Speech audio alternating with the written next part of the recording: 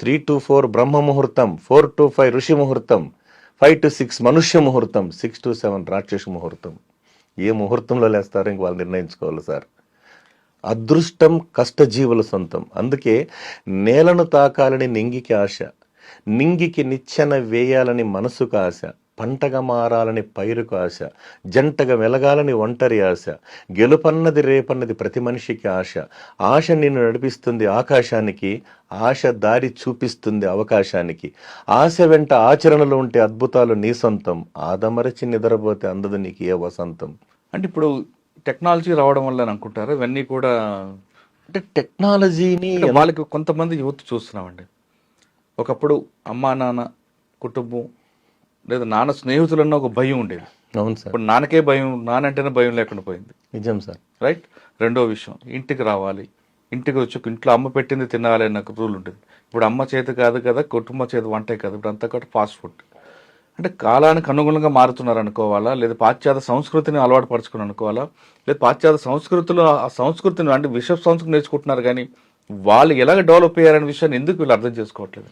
దానికి చాలా కారణాలు కూడా ఉన్నాయి సార్. ఎందుకంటే కేవలం బ్యాడ్ హ్యాబిట్స్ మాత్రమే వీళ్ళు అట్రాక్ట్ అవుతున్నారు, కానీ అదే ఫారిన్ కంట్రీస్లో వాళ్ళు ఎంత కష్టపడుతున్నారు, వాళ్ళ కంట్రీకి ఎలా డెవలప్ చేస్తున్నారు, ఎంత డిసిప్లిన్గా ఉంటున్నారు విషయాన్ని ఎందుకు వీళ్ళు ఐడెంటిఫై చేయట్లేదు? ఒక చిన్న ఎగ్జాంపుల్ చెప్పిన సార్, నేను ఎప్పుడో ఒక 15 years ముందు కుప్పంలో కెనరా బ్యాంక్ సంబంధించి ఎంప్లాయీస్ మీటింగ్ పెట్టారు సార్.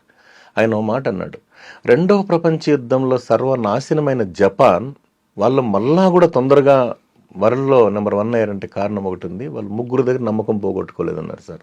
ఒకటి భార్య దగ్గర సార్, భార్య దగ్గర నమ్మకం పోతే ఇంకా అంతే కదా సార్, అయిపోయింది. నెంబర్ 2 సార్, బ్యాంక్ ఆఫీసర్ దగ్గర నమ్మకం పైన కష్టమే అన్నారు. Number 3 doctor sir. అందుకే వాళ్ళు ఏం చేశారంటే సక్సెస్ ఫార్ములా పెట్టుకున్నారు. రెండోది ఇంకోటి ఏమంటే సార్, వాళ్ళు ఏం చేస్తారంటే ప్రతి నిమిషం కూడా పనిని ప్రేమించేవాడు ఎప్పుడు బాగా గొప్పగానే ఉంటాడు సార్. ఆ పని కూడా ఇష్టంగా చేయాలి ఎవడైనా కూడా.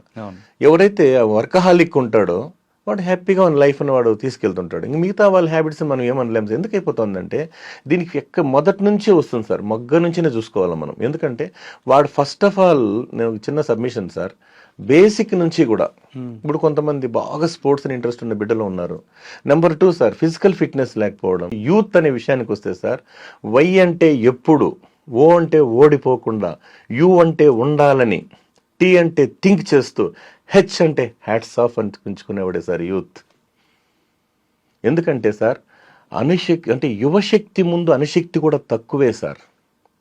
యువశక్తి ముందు అనుశక్తి కూడా తక్కువే. ఎందుకంటే యవ్వనం అనేది జీవిత సారాన్ని పిండుకోవలసిన సమయం.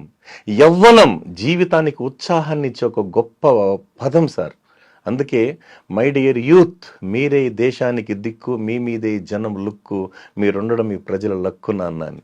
కరెక్టే అండి. ఎందుకంటే ఒక దేశం అభివృద్ధి చెందాలంటే ఖచ్చితంగా యూత్ ఉండాలి. అవును సార్. వాళ్ళ యొక్క కష్టం మీద దేశం ముందుకు వెళ్తుంది. ఇప్పుడు వాడు ఎప్పుడైతే కష్టపడే మనస్తత్వం పేరు అంత విలాసాలకి, డ్రగ్స్ కి, దీనికి వీటికి ఎక్కువగా వాళ్ళు మొదలు చూపిస్తున్నారు తప్ప కష్టపడాలి, మనం ఒక మంచి ప్రొడక్ట్ అవ్వాలి అనే ఆలోచన రావట్లేదు. ఒక బలమైన నిజం సార్, మీరు చెప్పింది వాస్తవం.